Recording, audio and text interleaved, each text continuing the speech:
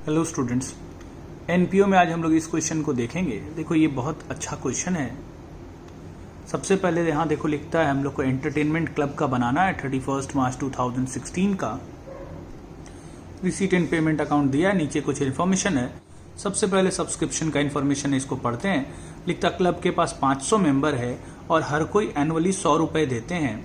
तो 500 मेंबर अगर एनुअली 100 रुपए देते हैं यानी हर साल सब्सक्रिप्शन 50,000 रुपीज मिलना चाहिए, यानी हर साल सब्सक्रिप्शन का 50,000 इनकम में जाएगा। फिर लिखता 4500 were outstanding subscription at the end of previous year. पिछले साल 4500 सब्सक्रिप्शन मिलना बाकी था, तो ये ओपनिंग बैलेंस शीट में एसेट्स में लिखेंगे आउटस्टैंडिंग सब्सक्रिप्शन 4500। तो देखो पिछले साल आउटस्टैंडिंग सब्सक्रिप्शन था 4500, ये ओपनिंग बैलेंस शीट में एसेट्स में लिख दिए। इसका मतलब पिछले साल 4500 मिलना बाकी था। अब देखो यहाँ सब्सक्रिप्शन 3 साल का दिया है, जिसमें पिछले साल का 4200 हम लोग को मिला है। तो पिछले साल 4500 मिलना बाकी था, जिसमें से 4200 सिर्फ मिला। इसका मतलब है 300 स्टिल मिलना बाकी है। पिछले साल का 300 रुपया स्टिल बाकी है, तो यहां लिखेंगे 2014-15 का 300 रुपया स्टिल मिलना बाकी है। अब देखो लिखता है इसी में एक और पॉइंट है, 5 members had paid their subscription for 2015-16 as well in the previous year itself। यानी कि 5 मेंबर लोग पिछले साल एडवांस दे दिया था करेंट ईयर के लिए, फॉर 15-16 यानी करेंट ईयर के लिए। तो 5 मेंबर लोग पिछले साल एडवांस दिया था फॉर करेंट ईयर। 100 रुपया एनुअल सब्सक्रिप्शन है, 5 मेंबर एडवांस दिया था, यानी 500 रुपया हम लोग को एडवांस मिला था पिछले साल। तो 500 रुपया एडवांस मिला था, तो ये ओपनिंग बैलेंस शीट में लाइबिलिटी में लिखेंगे सब्सक्रिप्शन रिसीव्ड इन एडवांस के नाम से 500 रुपए। अब करंट ईयर का सब्सक्रिप्शन देखो मिला है 46,000, ये इनकम में लिखेंगे 46,000 सब्सक्रिप्शन मिला है।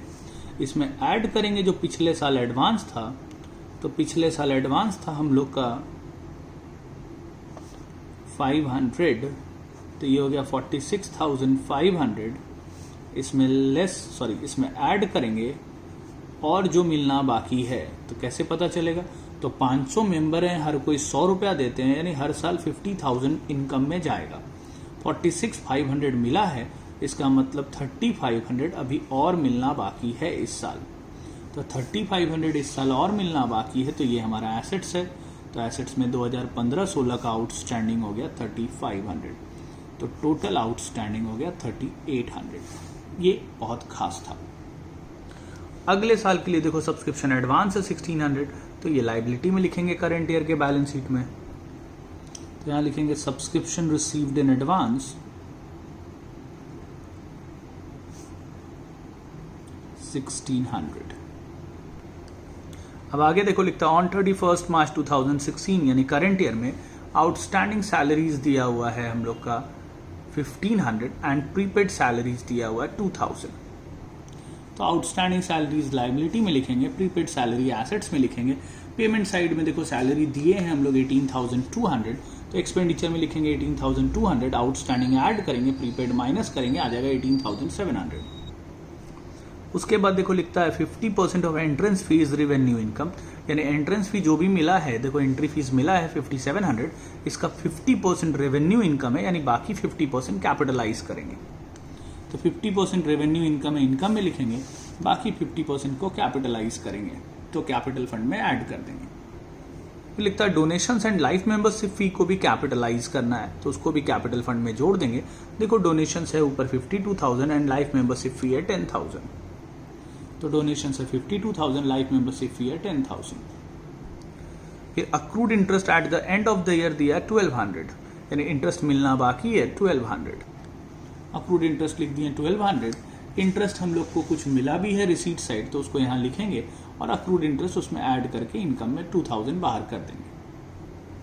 फिर eight the end of the year stock of sports material है 5000, तो ये क्लोजिंग बैलेंस शीट में हम लोग एसेट्स में लिखेंगे stock of sports material 5000 and stock at the refreshment room दिया 1600, तो ये भी क्लोजिंग बैलेंस शीट में एसेट्स में लिखेंगे।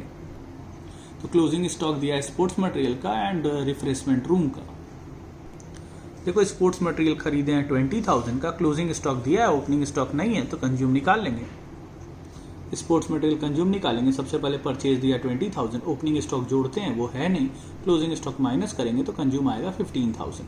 उसी तरह रेस्टोरेंट का दिया हुआ है, एक्सपेंडिचर दिया 12,600 रुपया, क्लोजिंग स्टॉक दिया रिफ्रेशमेंट रूम का 1,600, तो ये रेस्टोरेंट एक्सपेंस में से माइनस करेंगे तो रेस्टोरेंट एक्सपेंस आ जाएगा बाहर 11,000, यानी 12,600 हम लोग रेस्टोरेंट का सामान खरीदे थे, जिसमें 1,600 का सामान बच गया तो 11,000 का कंज्यूम हो गया।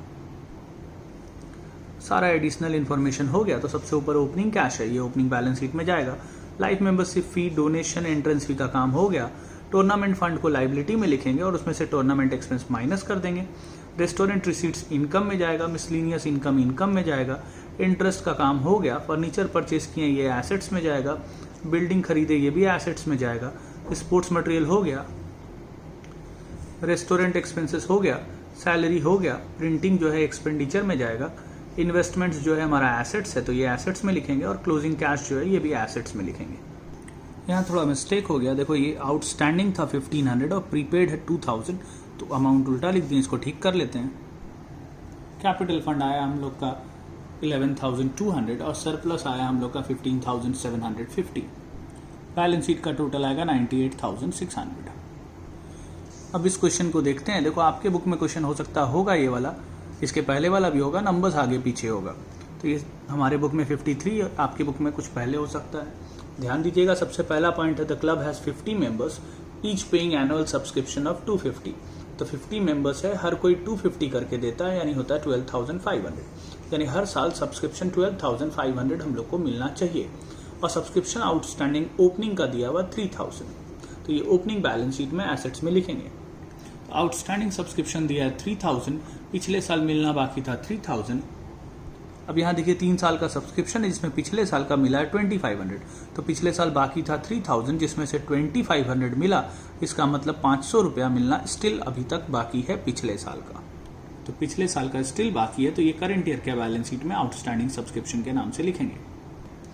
अब देखो 15-16 का मिला है 10,000, तो करंट ईयर में सब्सक्रिप्शन हम लोग को मिला है 10,000, तो ये इनकम में लिखेंगे 10,000, जबकि हर साल मिलना चाहिए 12,500, क्योंकि हमारे पास 50 मेंबर है जो कि 250 रुपया करके देते हैं, तो 12,500 मिलना चाहिए, जबकि मिला है 10,000, यानी इस साल मिलना बाकी रह गया करंट ईयर में 2,500। ठीक है, और ये 2,500 जो करंट ईयर में बाकी रह गया ये भी करंट ईयर के बैलेंस शीट में आएगा, यानी टोटल आउटस्टैंडिंग करंट ईयर में हो गया 3,000। अगले साल के लिए एडवांस मिला 2,000, तो ये करंट ईयर के बैलेंस शीट में एडवांस में लिखेंगे। सब्सक्रिप्शन रिसीव्ड इन एडवांस लिखेंगे करंट ईयर के बैलेंस शीट में 2,000। सब्सक्रिप्शन का काम हो गया। लिखता on 31 March 2016 salaries outstanding amounted to ₹1,000, यानी सैलरी करंट ईयर में देना बाकी है 1,000, तो करंट ईयर के बैलेंस शीट में लिखेंगे। और फिर लिखता salary paid included 1,000 for the year 2014-15, यानी इस साल जो सैलरी दिए हैं उसमें जो 1,000 है वो पिछले साल का दिए, तो पिछले साल का क्यों दिए, पिछले साल देना बाकी रहा होगा, तो ये पिछले साल का आउटस्टैंडिंग था 1,000, तो करंट ईयर के बैलेंस शीट में भी आउटस्टैंडिंग जाएगा सैलरी 1,000 और पिछले साल के बैलेंस शीट में भी आउटस्टैंडिंग सैलरी जाएगा 1,000। सैलरी दिए हैं हम लोग 12,000 पेमेंट साइड, तो उसमें हम लोग आउटस्टैंडिंग करंट ईयर का जोड़ेंगे, प्रीवियस ईयर का माइनस करेंगे तो बाहर आएगा 12,000। तो एक स्टूडेंट पूछा सर कुछ करने का जरूरत ही क्या था, ओपनिंग में भी आउटस्टैंडिंग उतना ही है, क्लोजिंग भी उतना ही, तो बाहर तो 12,000 ही आया, लेकिन आपको ये करके दिखाना पड़ेगा। फिर लिखता है general expenses include insurance which is prepaid to the extent of 100, यानी जनरल एक्सपेंस में एक प्रीपेड इंश्योरेंस इंक्लूडेड है 100, तो प्रीपेड इंश्योरेंस है तो ये हमारा एसेट्स है, तो ये एसेट्स में प्रीपेड इंश्योरेंस के नाम से लिखेंगे। अब जनरल एक्सपेंसेस हम लोग दिए हैं 3,000, उसमें प्रीपेड इंश्योरेंस माइनस कर दिए, बाहर हो गया 2,900। ऑन 31 मार्च 2015 क्लब के पास लैंड एंड बिल्डिंग, यानी पिछले साल लैंड एंड बिल्डिंग था 1 लाख का, फर्नीचर था 6,000 का और बुक्स था 5,000 का, तो ये सब ओपनिंग बैलेंस शीट में एसेट्स में लिखेंगे। तो लैंड एंड बिल्डिंग है, फर्नीचर है, बुक्स है, ये सब ओपनिंग बैलेंस शीट में एसेट्स में लिखती हैं। अब लैंड एंड बिल्डिंग ओपनिंग में 1 लाख, ना इस साल कुछ खरीदे ना बेचे, तो क्लोजिंग में भी चला जाएगा 1 लाख का। उसके बाद फर्नीचर है 6,000 का, फर्नीचर खरीदे भी हैं बेचे भी हैं। फर्नीचर हम लोग देखो 1,000 का सेल किए हैं, तो 1,000 का फर्नीचर बेचे हैं 600 में, तो 400 का लॉस हो गया। सबसे पहले तो ये loss on sale of furniture 400 रुपये यहाँ लिख देंगे। अब फर्नीचर था हम लोग का 6,000 का, जिसमें 1,000 का बेच दिए तो बच गया हम लोग का 5,000 का, और 2500 का नया खरीदें तो बाहर हो गया 7500। कोई डेप्रीसिएशन देने नहीं बोला, अगर देने बोलता तो वो माइनस करते और फिर वो डेप्रीसिएशन एक्सपेंडिचर में लिखते। ओपनिंग में देखो बुक्स है 5000 का, इस साल हम लोग और बुक्स खरीदे हैं 1000 का, तो जोड़ के हो गया 6000 का, तो क्लोजिंग बैलेंस शीट में चला गया 6000। इस पे भी कोई डेप्रीसिएशन देने नहीं बोला है। फिर लिख रहा 40% of entrance fees to be capitalize, तो एंट्रेंस फी का पैसा मिला है 4000, इसका 40% कैपिटलाइज करना है, बाकी हम लोग इनकम में लिखेंगे। एंट्रेंस फी का 40% कैपिटलाइज करना है तो कैपिटल फंड में जोड़ेंगे और बाकी 60% हम लोग इनकम में लिख देंगे। अब सारा एडिशनल इन्फॉर्मेशन हो गया, तो स्टार्टिंग से देखो, सबसे पहले बैलेंस बीडी है, ओपनिंग बैलेंस शीट में ओपनिंग कैश, सब्सक्रिप्शन हो गया, फर्नीचर हो गया, रेंट रिसीव ये इनकम में जाएगा, एंट्रेंस फी का काम हो गया, सेल ऑफ न्यूज़पेपर भी इनकम में जाएगा, सैलरी हो गया, जनरल एक्सपेंस हो गया, इलेक्ट्रिक चार्जेस एक्सपेंडिचर में लिखेंगे, बुक्स हो गया, न्यूज़पेपर एक्सपेंडिचर में लिखेंगे, पोस्टेज एक्सपेंडिचर में लिखेंगे, फर्नीचर का काम हो गया, और क्लोजिंग कैश है 5000, ये क्लोजिंग बैलेंस शीट में लिखेंगे। सरप्लस आया हम लोग का 1500, ब्रैकेट में excess of income over expenditure जरूर लिखिएगा। कैपिटल फंड आया 1,15,500, बैलेंस शीट का टोटल आएगा 1,21,600। आज इतना रहने देते हैं, बाकी हम लोग नेक्स्ट वीडियो में पढ़ेंगे।